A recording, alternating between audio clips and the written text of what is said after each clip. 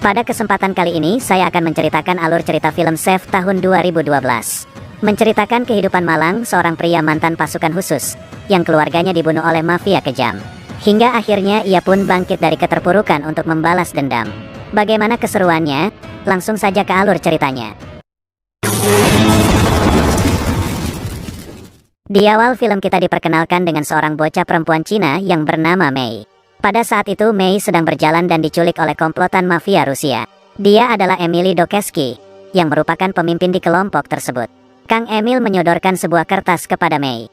Kang Emil meminta Mei untuk menuliskan sebuah nomor rahasia di kertas tersebut. Entah nomor apa yang diinginkan oleh Kang Emil, yang jelas bukan nomor togel. Dan terungkaplah fakta jika Mei adalah bocah yang sangat cerdas di bidang pelajaran apapun. Bahkan guru matematikanya juga dibuat malu oleh kecerdasan Mei. Akibat kepintarannya yang di atas rata-rata manusia normal, membuat Mei akan dipindahkan ke sekolah khusus manusia cerdas. Namun di tengah perjalanan pulang ia pun diculik. Scene berpindah ke seorang petarung bebas MMA. Dia adalah Luke Wright, kita sebut saja namanya John. Di sini John sedang berhadapan dengan seorang petarung lainnya. Namun tidak selang beberapa lama pertandingan tersebut berakhir, karena John berhasil mengalahkannya hingga membuatnya koma.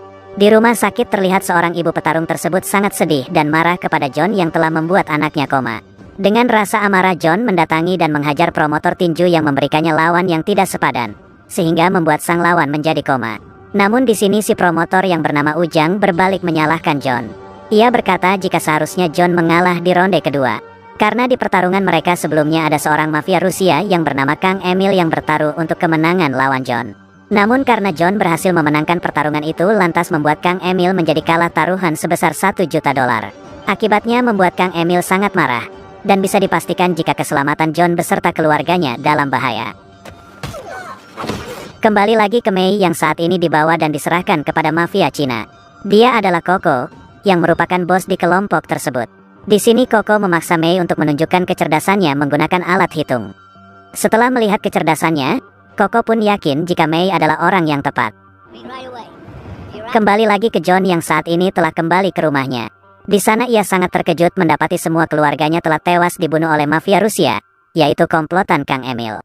Di sini John tetap dibiarkan hidup oleh para anak buah Kang Emil. Namun John harus hidup menggelandang dan tidak boleh berbicara kepada siapapun.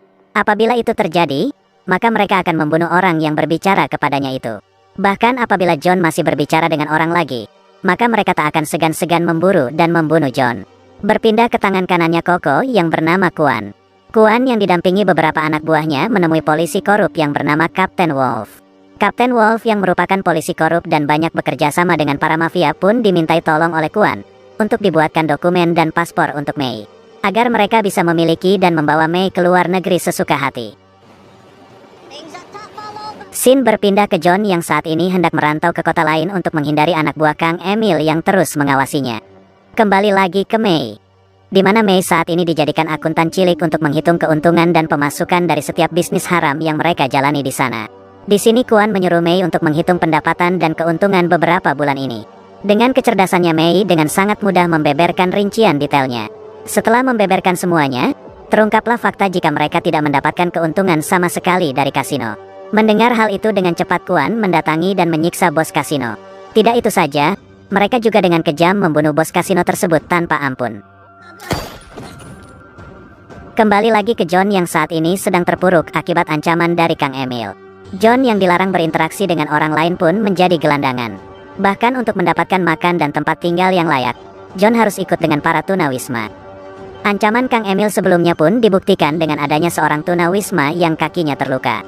John yang kasihan, lantas berinteraksi secara langsung untuk memberikan sepatunya kepada beliau. Dan keesokan paginya si tunawisma pun telah tewas dengan luka di leher akibat dibunuh oleh anak buah Kang Emil yang mengawasi John. Setelah itu John pergi ke Indomaret untuk jajan. Namun ketika hendak membayar ia sangat terkejut mendapati jika uangnya telah hilang. Setelah diingat-ingat, barulah John menyadari jika ia telah kecopetan. Bukannya kesal ataupun marah, John malah tertawa dengan nasib apes yang dialaminya itu. Para polisi yang melihat kelakuan John itu pun langsung membawanya ke suatu tempat. Ternyata di sini para polisi itu mengenali John dan membawa John ke sebuah gedung tua. Bersama rekan-rekannya yang lain ia menghajar John tanpa sebab. Dan faktanya ternyata para polisi itu mantan rekannya John sewaktu John masih menjadi polisi. Ternyata dulu John sempat menjadi polisi yang sangat jujur. Namun pada suatu waktu ia memutuskan untuk resign setelah melaporkan para rekannya yang korup. Akibatnya membuat mereka semua dendam terhadap John sampai saat ini. Dan setelah dihajar habis-habisan, John langsung pergi meninggalkan mereka tanpa membalas. Scene berpindah ke Coco yang didampingi anak buahnya menemui Mei. Saat itu Coco memberikan sebuah kertas yang berisikan angka kode yang rumit. Setelah melihat itu dalam sekejap, dengan tidak terduga Mei bisa menghafalkannya tanpa lupa satu angka pun. Setelah itu Coco langsung membakar kertas angka tersebut untuk mengamankannya dari mafia lainnya. Dari sini bisa kita simpulkan jika angka tersebut adalah suatu kode yang sangat berharga. Setelah itu Mei dibawa oleh Coco untuk diberikan kode lainnya. Namun di tengah perjalanan tiba-tiba mereka dicegat dan diserang oleh mafia Rusia yang diketuai oleh Kang Emil. Di tengah pertempuran yang sangat sengit, Kuan mencoba membunuh Mei untuk melindungi kode rahasia sebelumnya. Namun sayang ia gagal, dan Mei pun dibawa kabur oleh kelompok Kang Emil. Setelah itu Mei dipertemukan dengan Kang Emil, yang mana disinilah awal mula scene sebelumnya dibuka. Coco yang kehilangan Mei pun sangat marah. Di sini ia menyuruh Kuan untuk menelpon Kapten Wolf untuk meminta bantuan merebut kembali Mei dari Kang Emil, dengan iming-iming bayaran yang sangat banyak. Tidak butuh waktu lama, Kapten Wolf mengerahkan banyak pasukan untuk merebut kembali Mei dari tangan Kang Emil. Pada saat Kang Emil membujuk Mei untuk memberikan kode angka sebelumnya, ia terkejut mendapati jika pasukan polisi korup yang diketuai oleh Kapten Wolf memburunya untuk merebut Mei kembali. Dengan cepat ia menelpon Kapten Wolf untuk mengadakan kesepakatan yang lebih menguntungkan dari kelompok Coco. Pada kesepakatan itu, Kang Emil menyuruh Kapten Wolf untuk menarik semua pasukannya dan tidak usah mengejar mereka lagi. Sebagai imbalannya ia akan memberikan uang bayaran dinaikkan 5% dari uang yang diberikan oleh Coco. Menyadari jika Mei lebih berharga dari uang, akhirnya Kapten Wolf memutuskan untuk ikut memburu kode rahasia dari Mei juga. Melihat ada kelengahan, dengan cepat Mei memutuskan untuk kabur dari mereka. Coco yang sangat marah, akhirnya memaksa Kuan untuk bergegas mendapatkan Mei kembali. Jika tidak maka ia akan memenggal kepala Kuan. Mendapatkan ancaman dari bosnya, akhirnya Kuan berjanji untuk merebut kembali Mei, sekaligus membantai kelompok Kang Emil. Scene kembali lagi ke John yang sangat terpuruk dengan kehidupannya saat ini.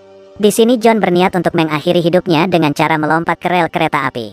Namun tiba-tiba ia membatalkan niatnya itu setelah melihat Mei yang terlihat ketakutan. Sambil duduk untuk memutuskan niatnya bunuh diri lagi, John terkejut setelah melihat jika Mei diburu oleh kelompok Kang Emil yang membunuh keluarganya dulu.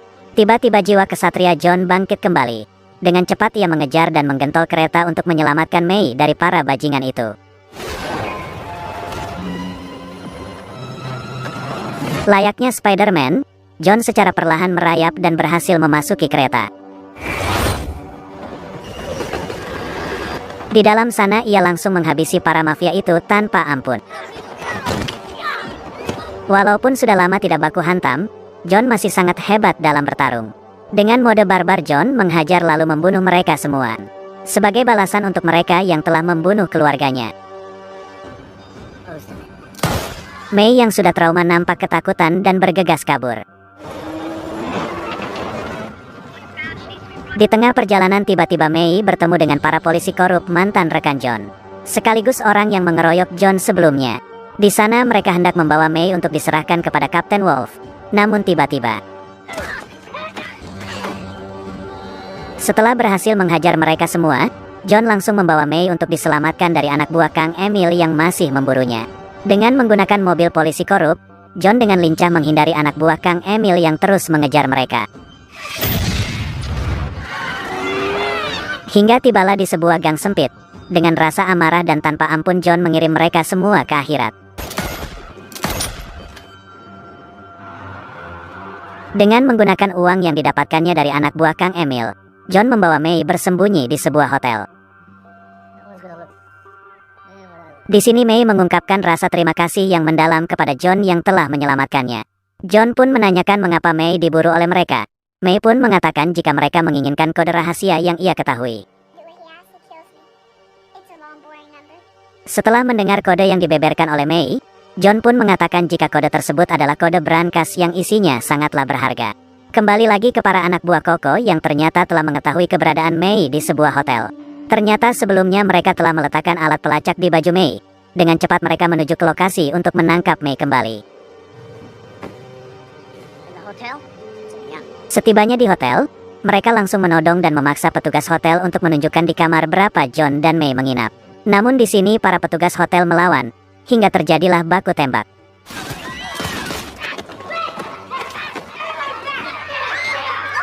John yang mendengar kegaduhan pun curiga jika Mei telah dipasangi alat pelacak. Setelah dicari akhirnya ia pun berhasil menemukannya. Setelah itu John menyuruh Mei menyalin kode brankas tersebut untuk berjaga-jaga. Setelah selesai menyalinnya, John dengan cepat membawa Mei kabur dari sana. Di luar, pasukan polisi korup telah tiba di lokasi. Melihat itu dengan cepat geng Koko menyerang hingga terjadilah baku tembak yang sengit. Sedangkan John bersama Mei kini telah tiba di ruangan breakfast. Tak diduga, ternyata kelompok geng Koko yang dikomandani oleh Kuan sudah ada di sana, sehingga baku hantam tak dapat dihindari. John dengan kemampuannya yang di atas rata-rata, nampak dengan sangat mudah menghabisi mereka semua. Namun akibat banyaknya anak buah Kuan membuat John kewalahan. Maka dari itu John memutuskan untuk terjun bebas menghindari tembakan dari anak buah Kuan. Namun di sini John lupa jikalau Mei tertinggal di atas. Akibatnya membuat Mei tertangkap lagi oleh Kuan.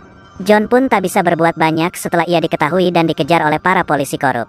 Sedangkan kelompok Kuan kini harus baku tembak dengan polisi untuk membawa Mei.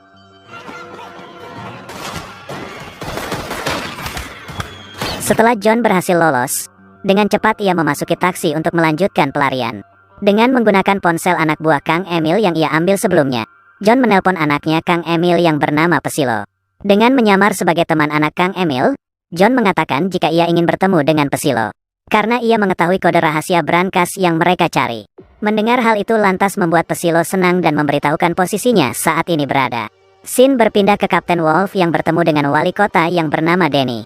Dari perbincangan mereka terungkaplah fakta jika mereka dulu pernah bekerja sama dengan John di kepolisian untuk memberantas kejahatan. Wali kota Denny yang mendengar jika John yang telah hilang selama 7 tahun akhirnya kembali pun sangat khawatir. Dan ia menyuruh Kapten Wolf untuk mengurus semuanya. Sedangkan Kuan yang telah berhasil membawa Mei pun dipertemukan kembali dengan Koko. Koko menanyakan apakah Mei telah membocorkan kode rahasia itu. Namun dengan ketakutan Mei berkata jika ia belum membocorkan dengan siapapun. Setelah cukup lama di perjalanan akhirnya John telah tiba di kediaman Pesilo. Untuk terlihat meyakinkan, John menyewa seorang wanita PSK agar tidak dicurigai. Setelah berhasil masuk tanpa diketahui, tanpa babi bu John langsung membantai mereka satu persatu. Setelah berhasil mengalahkan semua anak buah Pesilo, John langsung menghajar dan menjadikan Pesilo sebagai sandera. Setelah itu John menelpon Kang Emil. Ia berkata jika Kang Emil harus memberitahukan apa isi dan di mana brankas itu. Jika tidak maka ia tak akan segan-segan membunuh Pesilo. Kang Emil yang sangat sayang anaknya pun langsung mengatakan jika isi brankas itu adalah uang sebesar 30 juta dolar, atau setara dengan 400 miliar lebih. Dan Kang Emil juga mengatakan jika lokasinya berada di 2 tempat yang berbeda. Yang mana satunya berada di kasino, dan satunya lagi berada di tempat tersembunyi. Mengingat jika ia sendiri tak mampu untuk melakukannya, John pun menghubungi Kapten Wolf dan mantan rekannya yang memukulinya sebelumnya. Di sana John mengajak mereka untuk bekerja sama mengambil uang 30 juta dolar itu untuk dibagi sama rata. Karena ia telah mengetahui posisi brankas dan kode rahasianya. Karena John mengetahui jika mantan rekannya itu sangatlah licik, dengan cepat John membakar kode yang telah disalin di kertas. John berkata jika ia telah menghafal kodenya. Dengan begitu maka secara otomatis mereka tak akan bisa mengkhianati John. Karena Johnlah satu-satunya orang yang mengetahui kode itu selain Mei. Setelah sepakat, akhirnya John bersama para polisi korup langsung menyerang kasino hingga terjadilah baku tembak. Dengan kemampuan yang mereka miliki di kepolisian, Kapten Wolf bersama bawahannya terlihat dengan sangat mudah membantai penjaga kasino satu persatu. Dan juga dengan John yang tak mau kalah, dengan mode barbar tapi santuy. Ia dengan sangat enjoy menghabisi semua penjaga di sana. Setelah berhasil mengalahkan mereka, John bersama polisi melanjutkan perjalanan menuju ruangan bawah untuk ke brankas. Di bawah ternyata sudah ada banyak penjaga yang stay dan langsung menyerang mereka. Namun di sini John bersama para polisi berhasil mengalahkan mereka semua hingga tak tersisa. Setelah berhasil mengalahkan semua penjaga, akhirnya mereka telah berhasil tiba di ruangan brankas. Setelah berhasil meledakkan pintu pengamanannya, John menyuruh mereka semua untuk meletakkan senjata di lantai, untuk berjaga-jaga agar mereka tak menembak John dari belakang setelah brankas terbuka. Dan setelah brankas berhasil terbuka, dengan cepat John menembak mereka semua terkecuali Kapten Wolf. Pada saat bersamaan, ternyata para polisi telah tiba di lokasi untuk menangkap mereka. Beruntung di sini John berhasil lolos dengan menyekap dan membawa Kapten Wolf beserta Pesilo. Setelah itu John menemui wali kota Denny di kantornya. Dari perbincangan itu terungkaplah fakta jika wali kota terlibat dengan semua ini. Ternyata wali kota sudah bekerja sama dengan semua mafia dunia untuk meraup keuntungan pribadi. John pun sangat geram, karena dari dulu semenjak ia menjadi bawahannya, wali kota tak pernah berubah dan semakin menjadi-jadi. John pun meminta isi brankas kedua yang ternyata berada di kantor wali kota itu sendiri, yang mana isinya bukanlah uang, melainkan berupa kaset dan data-data kejahatan yang ia lakukan bersama mafia dunia. Di tengah perbincangan tiba-tiba wali kota mengalihkan pembicaraan. Ia berkata jika saat ini Alex, mantan rekan John dahulu sewaktu menjadi pasukan khusus, hendak melakukan pertemuan dengan gengnya Koko. Perlu diketahui jika Alex sendiri adalah agen khusus yang tidak jujur dan saat ini menjadi tangan kanannya wali kota. Mendengar hal itu lantas dengan cepat John menghubungi Alex. John berkata jika ia telah mendapatkan uang $30 juta. Terlebih lagi ia juga berhasil mendapatkan kaset bukti kejahatan yang Alex lakukan bersama wali kota. Untuk itu John mengadakan perjanjian dengan Alex. Apabila Alex berhasil membawakan Mei dengan selamat, maka ia akan memberikan semua uang $30 juta beserta kaset bukti kejahatan. Mendengar hal itu lantas Alex tidak menolak dan setuju dengan kesepakatan tersebut. Singkatnya di sini Alex telah bertemu dengan Kuan untuk melakukan bisnis. Namun dengan tiba-tiba Alex langsung menghabisi mereka semua dalam sekejap mata. Dari sini kita bisa melihat jika skill bertarung Alex sangatlah tinggi, melebihi skill bertarung John. Setelah Alex berhasil merebut Mei, ia pun janjian untuk melakukan pertukaran dengan John di pinggiran Sungai Musi. Singkat cerita pagi pun tiba, terlihat jika di sini Alex akan melakukan kecurangan untuk membunuh Mei dan John menggunakan pistol. Namun John telah mengetahui kelicikan Alex itu. John mengatakan jika ia telah menyembunyikan uang $30 juta tersebut. John menantang Alex untuk berduel dengan tangan kosong. Apabila Alex berhasil menang, maka ia akan memberikan uang tersebut. Menganggap dirinya paling hebat, akhirnya Alex menyetujuinya. Melihat itu dengan cepat Mei langsung mengambil senjata Alex lalu menembakkannya ke Alex. Di sini Mei mengungkapkan mengapa ia melakukan itu. Karena ia telah melihat kemampuan bertarung Alex sangat tinggi, dan tidak mungkin John bisa mengalahkannya. Mendengar hal itu lantas membuat John hanya tersenyum dan mengakuinya. Setelah itu John melepaskan Kapten Wolf, dan memberikannya uang $50.000 untuk uang jajan. Kemudian John memberikan sisanya kepada Koko sebagai pemilik aslinya. Di dalamnya juga terdapat surat ancaman dari Mei kepada Koko. Apabila ia masih mengejar Mei, maka bisa dipastikan hidup Koko akan tamat. Mendapatkan ancaman dari bocil, lantas membuat Koko terhina. Dan ia pun memutuskan untuk merantau ke Indonesia membuka usaha pecel lele. Sedangkan John memutuskan untuk menjadi ayah angkat bagi Mei. Ia akan merawat dan menjaga Mei hingga besar. Dan film pun selesai.